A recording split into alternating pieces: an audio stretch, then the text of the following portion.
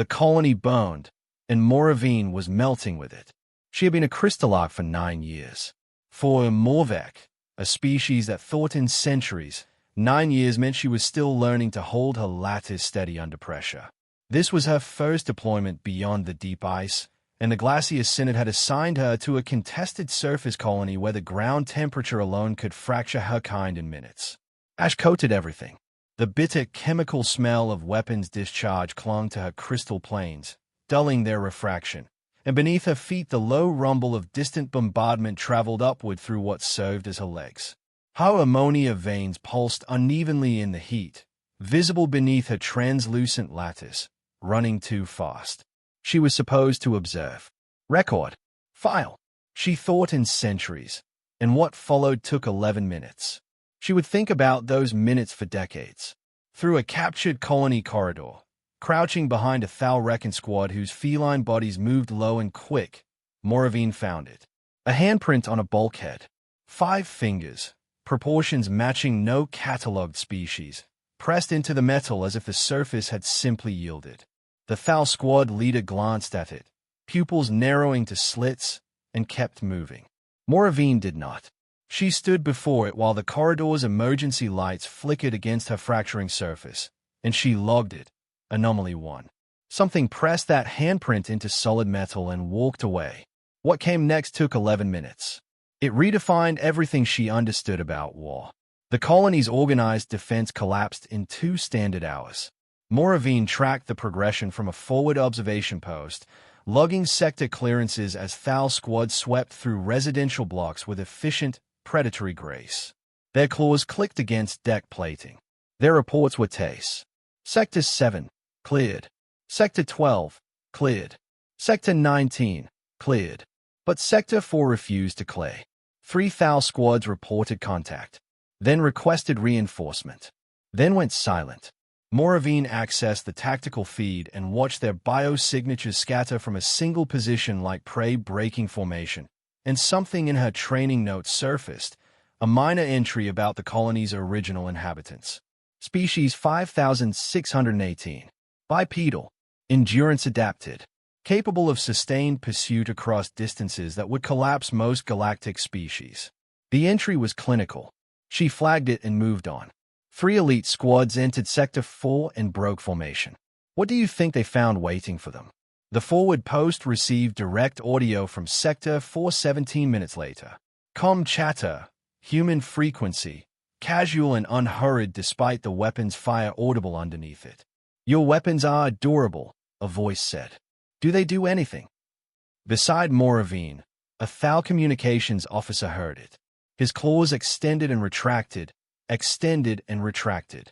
He could not stop them. She requested visual. The feed resolved into a smoke-choked intersection where a single figure held a barricade assembled from colony infrastructure, welded plates and structural beams stacked with a precision that suggested engineering knowledge, not desperation. A human, medium build, ground unit armor scarred with carbon scoring across the chest plate. The figure moved with a fluidity that contradicted the 3 visible wound channels in its torso, each one leaking red that should have meant incapacitation for any index species. It fired, relocated, fired again, took a round in the left shoulder that spun it half around, stumbled, rose, kept firing.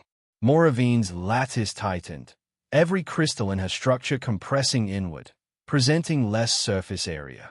Instinct from before sentience, from the deep ice epochs when her ancestors were nothing but pressure and geometry.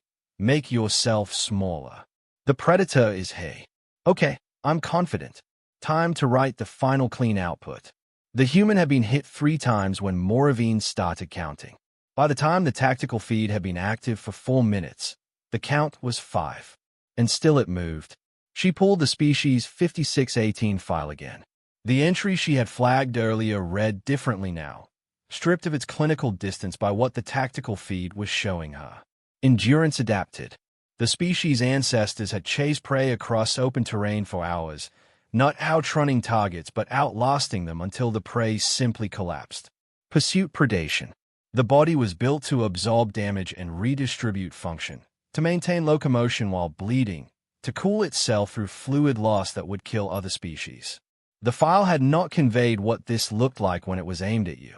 In practice, it looked like a human with 5 wound channels, dragging a leg that should have stopped working, repositioning behind a barricade it had rebuilt twice under fire, laughing into an open cone.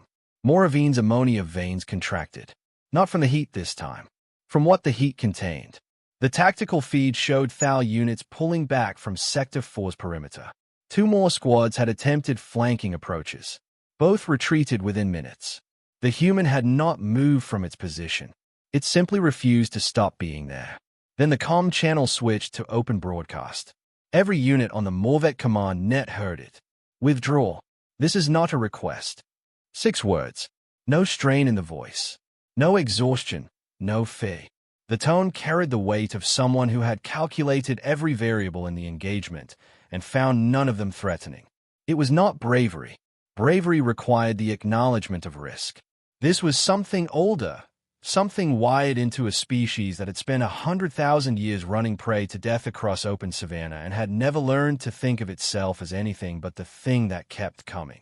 The Thal squad leader nearest Moravine looked at her with pupils blown so wide the feline irises had vanished entirely, claws out and locked, because his body would not let him retract them. The field commander gave the withdrawal order. It was redundant. They were already leaving. The human had told them to, and something in every soldier on the line had recognized the voice of a species that did not make requests it couldn't enforce. The withdrawal moved like a tide going out. Moravine went with it, her lattice fracturing in small carving breaks along her forearms, pieces of her falling away like splinters of glacier. The heat had been taking her apart since she arrived. But she stopped at the corridor where she had entered hours earlier, because the handprint was still there. 5 fingers, wrong proportions, pressed into metal that should not have yielded. She understood it now. Not desperation, not accident.